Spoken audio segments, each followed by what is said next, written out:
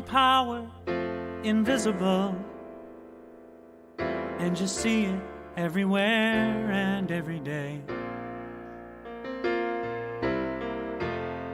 One power, indescribable, and you speak of it with every word you say.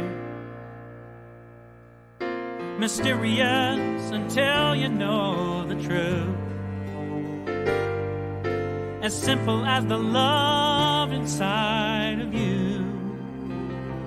Call it God, call it Spirit, call it Jesus, call it Lord, call it Buddha, Baha'u'llah, angels' wings or heaven's door. But whatever name you give it, it's all one power, can't you see? It's the power of the love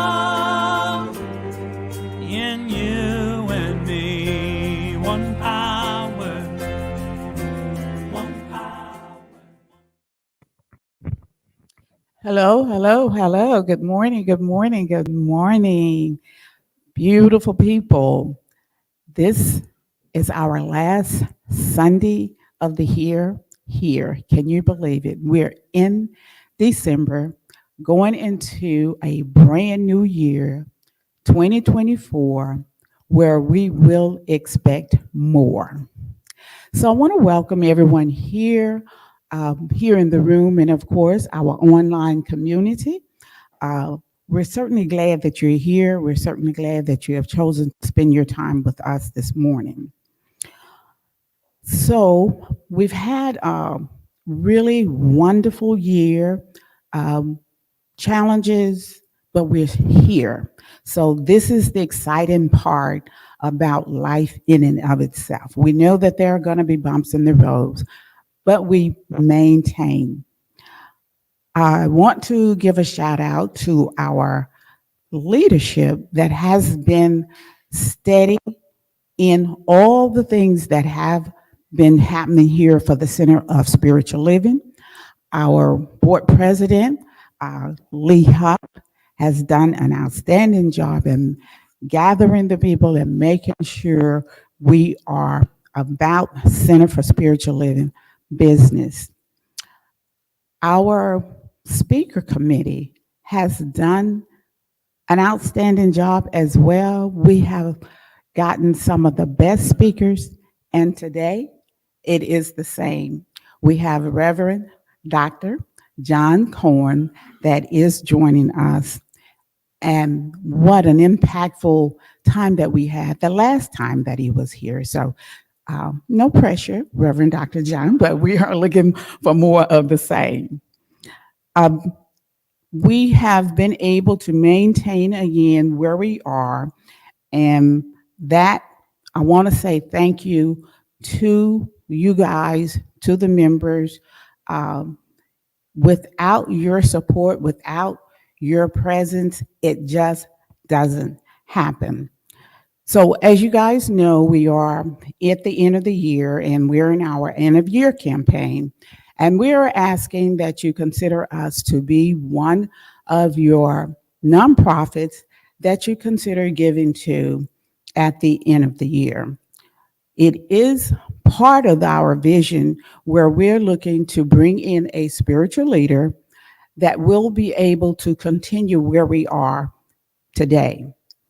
The concept, the idea, the vision here is to add to our savings in order to attract the right spiritual living, spiritual leader for the Center for Spiritual Living.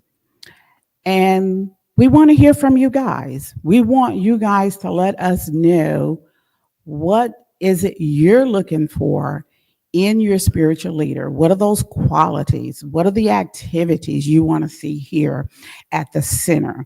What programs? What are those classes? Whatever that is. So you can speak to me, any one of the practitioners or one of the board members that will be able to listen. And of course, these are the qualities that we will be looking at as we move in selecting our spiritual living, Center for Spiritual Living spiritual leader.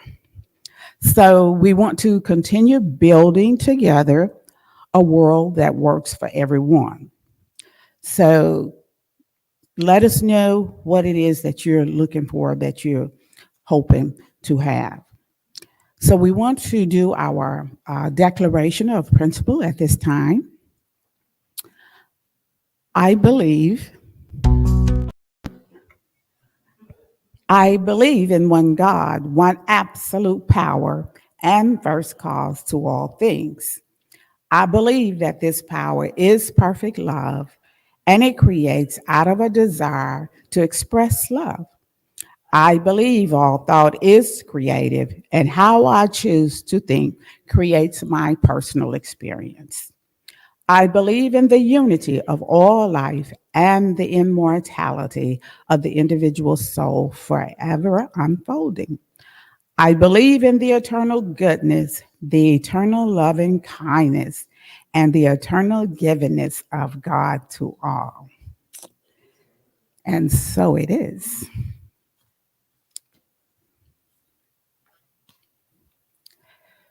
So here we have the practitioner that will be doing our practicing. So the practitioner has a number of hours and practices and classes, and of course, there's continuing education for the practitioner in order to be able to maintain the licensing here in the Center for Spiritual Living. Today, I am Barbara Guillory, and I am your practitioner for today. So, our focus during the holidays generally is about our families.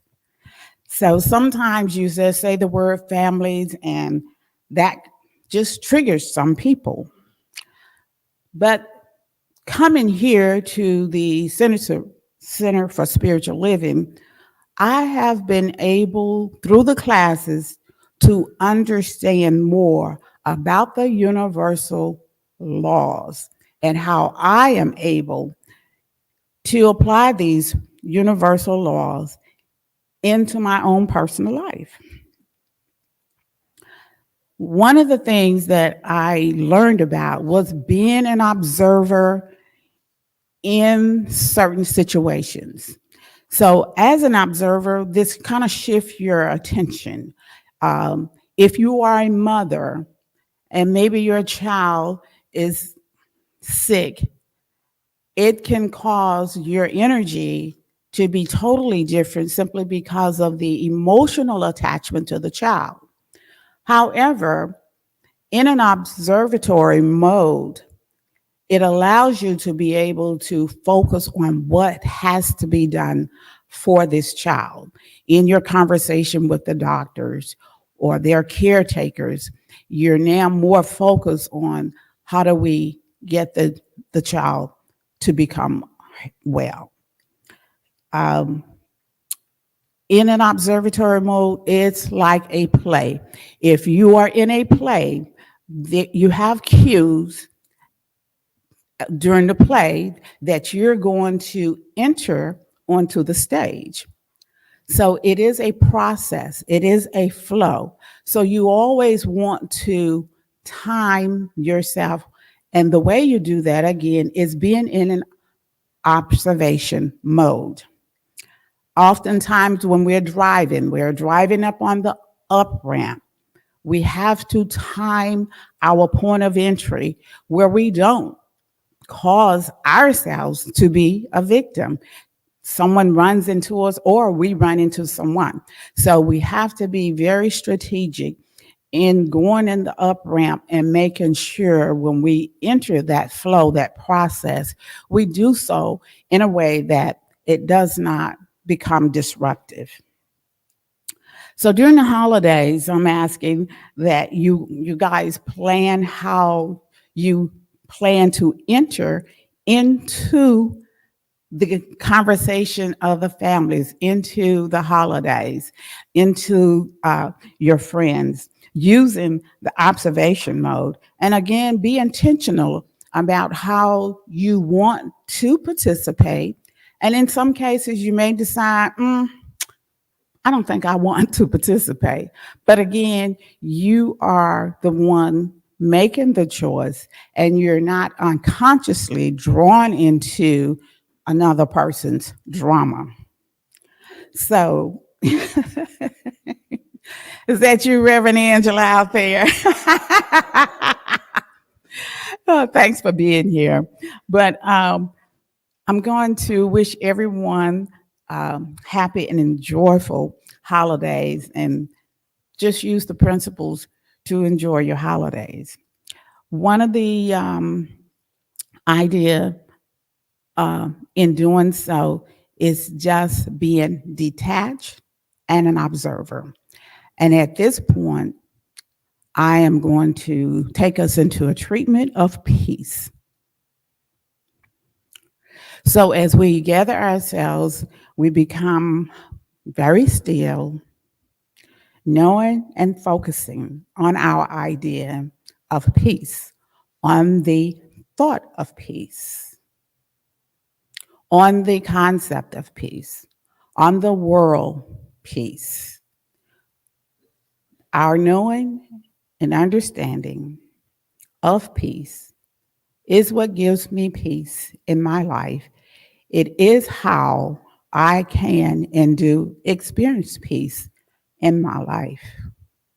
And as peace unfolds from the one mind, from the universe, from the source, from the beginning, from all that does exist, I am glad to be this conduit for peace.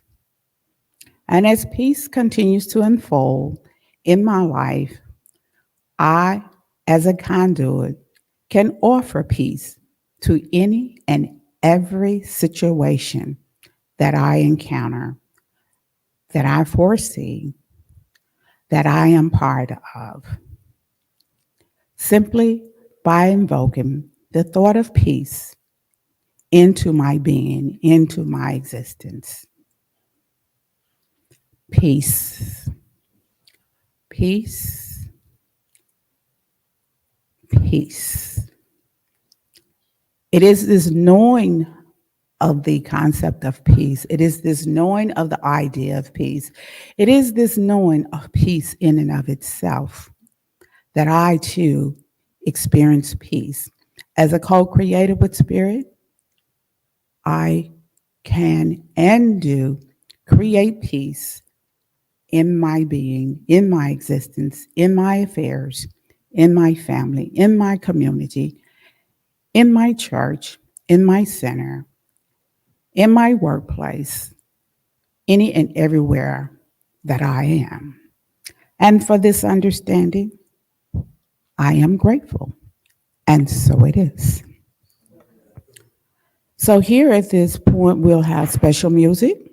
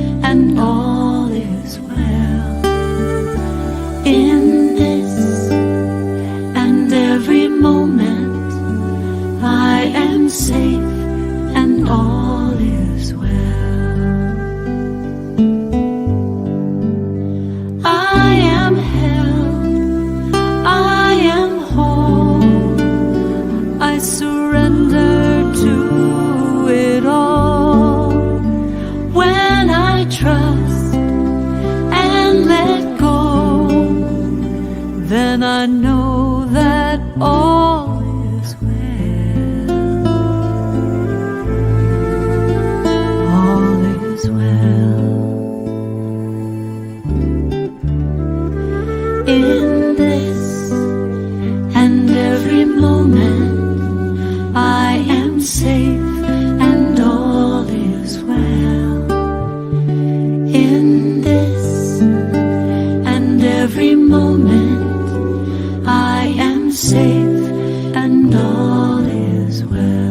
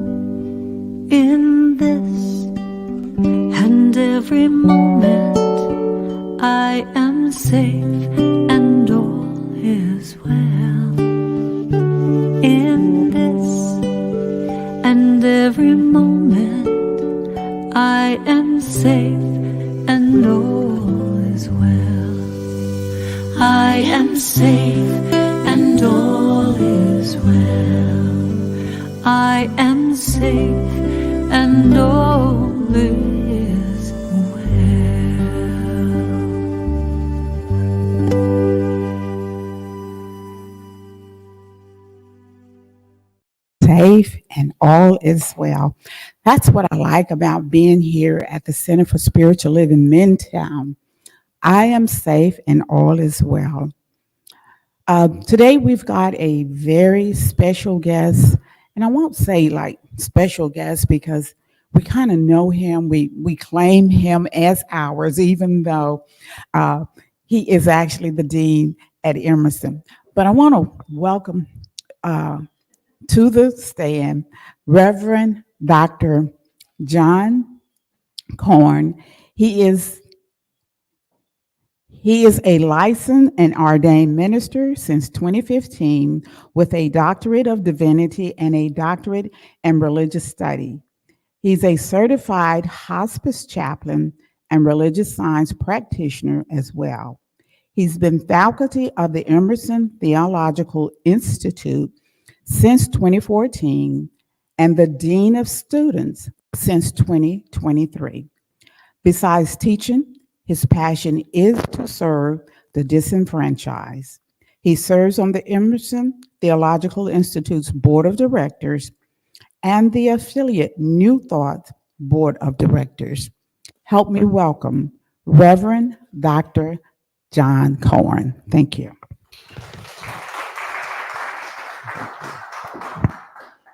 Thank you, Barbara, and thank you for that treatment. It was amazing. It was very powerful. When you can feel them like that, you know, oh, that's going to be my practitioner. I started out this talk as hold on, it's going to be a bumpy ride because we're going through all the holiday stuff leading up to Christmas. And as I worked on it, the idea of spiritual empowerment came to me. And that's a better way to start this season, by feeling empowered. And we're going to talk about how you do that. And anything I say about myself is not from me wanting to talk about myself. It's really about you, giving you the opportunity of my experience, and you can try and embody that for yourself and see how that works. But by a show of hands, who is ready for the holidays in here? And who is happy about it? All righty, and then who is not? There you go, I'm with you. And then somewhere in the middle, some of us can go back and forth, like be on the spectrum. There you go. Well, Vance and I live in a neighborhood where one of the neighbors has Christmas lights in her window all year round. And so we see it when we walk the dogs every night, but it looks kind of nice and sweet, and it reminds me of the stories of people putting up a candle in the window when a mariner never made it home, just to let them know that's their house or his house. Also, there's a Walmart that's right there that we can walk to. It's less than a quarter mile. And they put up all their Christmas stuff before Halloween. And that really, it still gets to me. My therapist says I have to stop talking about it. But all of that has slowly evolved as I've moved through all this education that we offer. And I can now go where I want to go, when I want to go, and with whomever I want to go, and be calm and present in the moment. And that's empowerment. A lot of people will say empowerment is selfish. Guess what? It's not. We have around 11 holy days in December. And in its beginning, the Christians tried to blend in with all the other celebrations in December so that they could celebrate and they would not be risking their very lives. And so that's how that started. We all know Jesus wasn't born then. But it was a way for them to be protected. And what's interesting is we're still in December, and it's like the Christians have overtaken the holiday area, and they're certainly the strongest group of people there. They have the most highest voice. And so really the holy day starts with Thanksgiving and the horn of plenty. Oh, oops, I forgot. Before we go there, let me say this. I wanted to put this up because it's about like my family. Like, why would you go? But also, this man looks just like Lee Huffman. And I was like, that has to go up during the talk. We can't let that slide by. Okay, now we can go to the horn of plenty, Paul. And there we go. So this is what we see at Thanksgiving. And for me, it means abundance. The crop has come in, the money has come in, everything I've been working on has come in. And I hold that, for me, that picture is something I hold in my mind around October, November, maybe into December. I know I'm pushing it. But I use it for myself to have something to focus on, to know that manifestations are here, right here and right now. They're already here. It's just a matter of whether or not I've noticed. And this gives you something good to look at. It tells you also to keep looking for your good. It's already here. Be enthusiastic about it. Enthusiasm is the excitement and the fullness of God's energy within us. It's a good thing. It's a fun thing to think about. I like the idea of God's energy making me happy and move about and dance and whatever comes up. And so people talk about faith coming up this time of year, meaning their religious faith.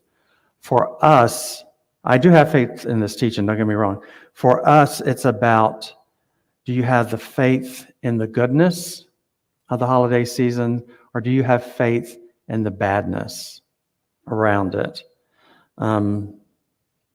Some people would say, or want to argue about it, but we do have the power to control how each of these events unfolds for us. We can do our spiritual work before we go in to be guided and led, and we can even do treatment work. There are people that would question this, but my old teacher, which was David Barrett, would say, The law is working 100% of the time. If you're still having a problem, there's nothing wrong with the universe or the law. The law works perfectly. It's responding to you.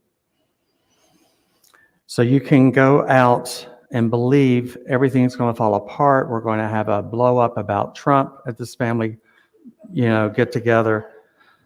Or it could be anything under the sun, religion. It could be literally anything. And what I've learned to do is to do what is spiritually correct and not what is socially correct. Yeah, I can stop the conversation, or I can step out of it, or I can change the topic. And David would say, what is spiritually correct is not necessarily socially correct. So be prepared for that. You might be pissing someone off, but when you look back at yourself and you review in your mind how the day went, you'll be pleased with yourself for having set your boundaries and how you handled it. Also, can you be with the people we're all pulling together for the holidays? Can you be with them 24/7? And if the answer is no, or you think maybe they can't be with you, that's always a possibility. If the answer is no, stay in a hotel, just right up the street. That's what I've done really since I've started back going to see my family at the holidays. We stay at a hotel, and you can step out that way of the family business, and you can control when you return. And if you want, you can make it just around mealtime, so they'll be happy with you. They'll be happy, and you get to have the good food. And also, I wanted to share with you, when people are you, here it goes, or telling stories of bad, that they are also gossiping about you to someone else. So when you participate in gossip, it's something that's going to come back to you, number one. And number two, don't trust the person who's gossiping. I can assure you that's going on. I know it firsthand.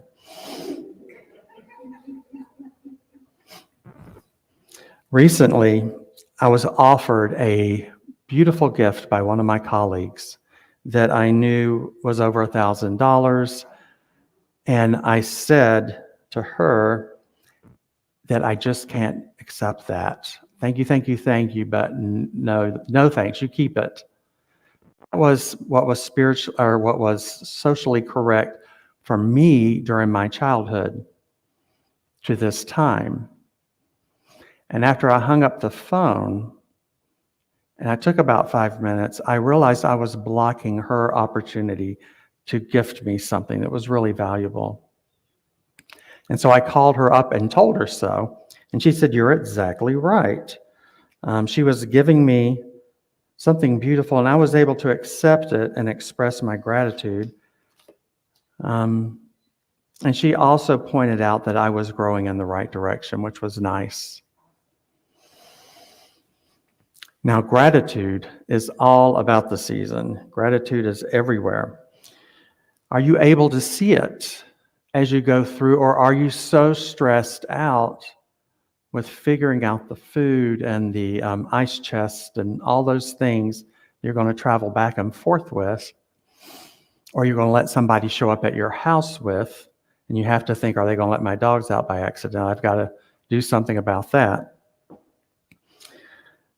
That is not going to uplift you. What happens as we put that negative energy out, as we think negatively, the universe is out there. We call it an aspect of God, and it's universal law, and it's just going in this circle, and it is creating for you, and it's going to create more and more of the negative for you to have something negative to say, because it's going to outpicture what's going on with you.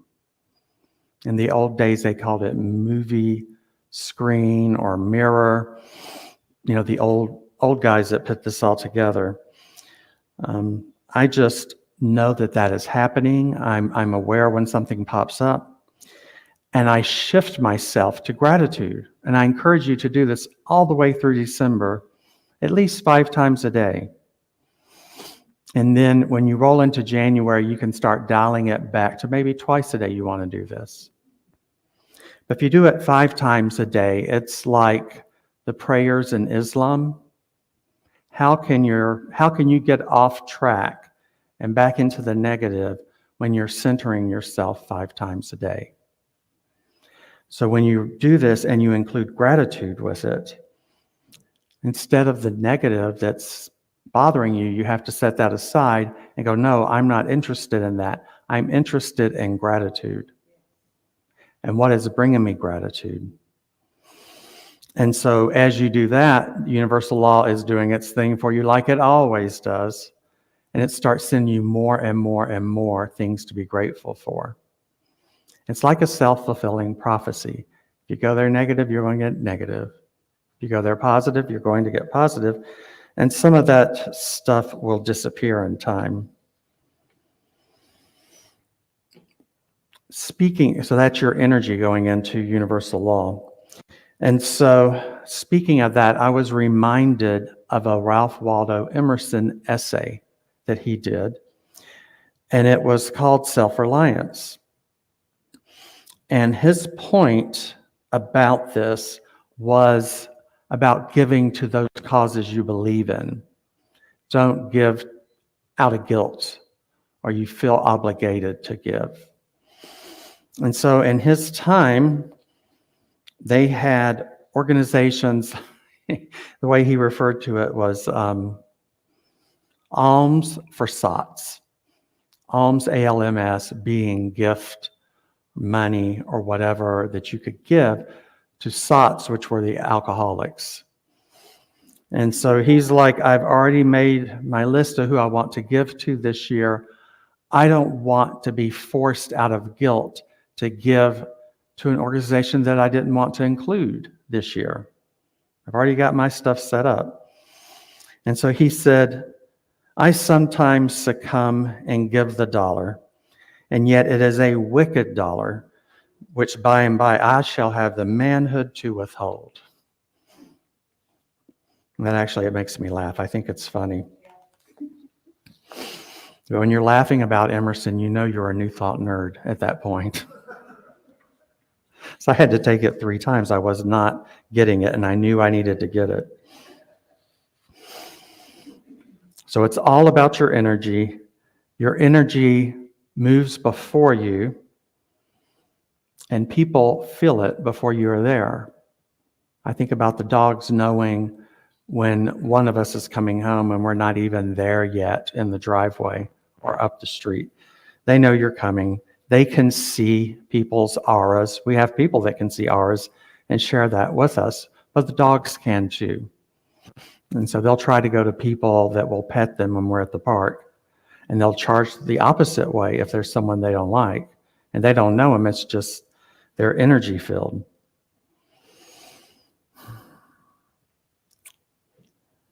So the gift that Emerson was talking about, it's not for you or for anyone else.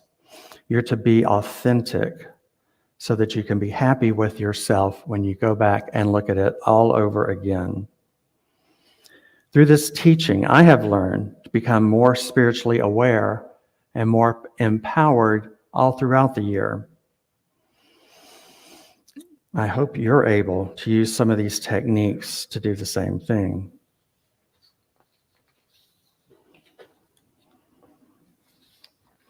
And as we journey through the holidays, let us carry the light of resilience, gratitude, and connection, and keep that on your to-do list.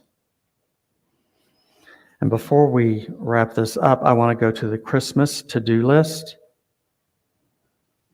There we are. All righty, instead of buy presents, be present. Yeah, instead of wrap gifts, give someone a hug. Send gifts, send peace. Donate food and be the light.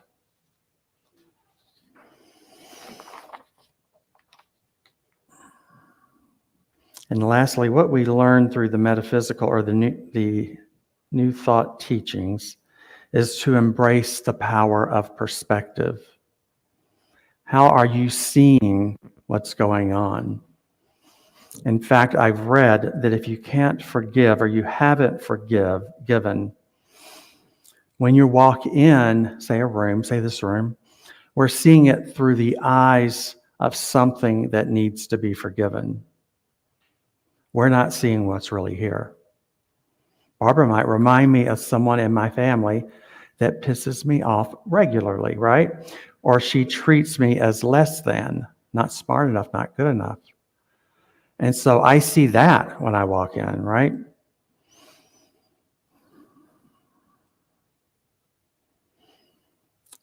And I believe also I read that in a New Thought book as well, that when we have a crime and the witnesses come forward, they all saw something different. You can have 6 witnesses and each one of them have seen something different. So everything we're looking for, we're looking at it through a filter of our own experience. And the way to move through that is meditation, I think. You can believe how many people don't meditate. Some people journal instead of meditating. And some people walk through the park with all the leaves. And that's where they meditate. Angela, you just remind me, that's what you do. She walks for her meditation. So I do that in the afternoon. In the morning time, I do the reading and the gratitude practice. And so let's go in just real quick into a little empowerment treatment. And so I know the presence and power of the Almighty, of the All-Good, of the All-Knowing is alive and active and current within each one of us. It acts the same for one as it does the other. And we are each created out of it, so we claim that it empower each one of us to be totally at peace, totally well, totally empowered, and totally calm. We feel and experience the joy and good humor of the holiday time together. We are blessed as we release this feeling of something that was never true about us. We let all the old ideas about ourselves and what others may think of us and what we think they think of us, we let that go. We let it fall off like a very heavy overcoat onto the floor, and we don't have to put it back on. We can kick it aside and move on our way. Everything we need to know, we still know. Every lesser idea that we also need to know, we still know. And so we can let that overcoat go. And we can experience this day and each day throughout the rest of the month from a higher place of consciousness, from a greater place of joy, and from a wonderful space of love. And we let love color all our impressions going forward. And I know it's spoken into a law that is doing its thing and creating for us right here and right now. And we know together that there's no time in the mind of God. And so this manifestation is already here and now, and in our lives it is permanent. I refuse to let it go, but I let these words go out into the universe with much gratitude, and so it is. And Mr. Vance, it is your time to come forward. Thank you. I appreciate all of you. Thank you, Dr. John. What an awesome talk this morning, giving us that mental attitude to work through the season. And for that spiritual food, we are fed. And we were fed, we're giving back. And so that's it for us for our time of prosperity. I invite you to give, to say our affirmation. You can join us online at cslmidtown.org/donate. That's an opportunity to give. And you can scan the QR code. That'll take you right to the donation site. So if you would say with me our affirmation of prosperity. I live in a universe of abundance. As I freely and joyfully give, I join in the divine flow, and all that I share with life returns to me multiplied abundantly. And so it is. And now I'm going to turn it over to our board president, Lee Huffman. Thank you, Vance. I want to say thank you to John and to Barbara for having a great service today. Great messages from both of you. And I want to say thank you to all that are in the room. It's good to see you. There's good food over there, but we're going to wait a few minutes. And we're actually going to have an online discussion here with John. And hopefully we can get the technology and everything to work up right. So when that's over, just stay in the seat a little bit longer, and then we'll have all that together. Fantastic service. It's quite a spread over there, as I said. See, I'm looking at my notes. Oh, this week, things are going on later this week is the Boost Online. That's Tuesday at noon, and you can just go to the website, cslmidtown.org, and you'll see the Zoom link there. And at 12 noon on Tuesday, you can have 30 minutes of discussion with a practitioner. And those are good. And we're looking forward to talking to people there. Next Sunday, the study group meets from 10 to 10:45 online at the same Zoom link. So all of the Zoom links are on there. And then back here online next week at 11 o'clock, Reverend James Peake will be speaking on revealing wholeness. So lots of good things happening here at the center. And during this holiday season, we're continuing. I am very pleased with the transition team that is working on making sure that we have good speakers like John and Jim and various others coming in. And I just really am pleased with this group.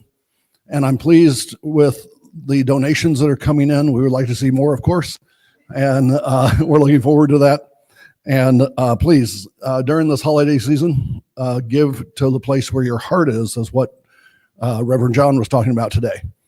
So, and if you can make it here, it's going to be the first Sunday in January. That's hard to say.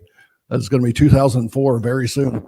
2004 very soon. It's going to be 2004 very soon. It's going to be 2024 very soon. So 2024 is right around the corner. So all we have to do is get through the holidays.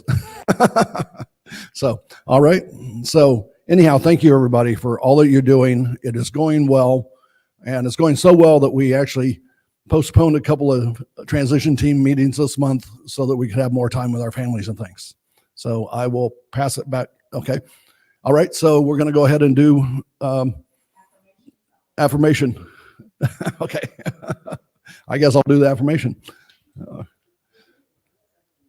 Is that it? Now, I leave this place now knowing something better than I knew before. I go forth in the world with a heart full of love and a mind full of good sense. I look at the world in a greater way, knowing that I have within me everything I need to create the life that I desire. I give thanks for this understanding, and I am grateful for the spirit of life that flows through me. And so it is. So here we will finish up today, and we're going to sit here for a couple minutes and get things set up so that we can have the online discussion, and then we're going to eat good food. There is a power for good in the universe greater than you are, and you can use it.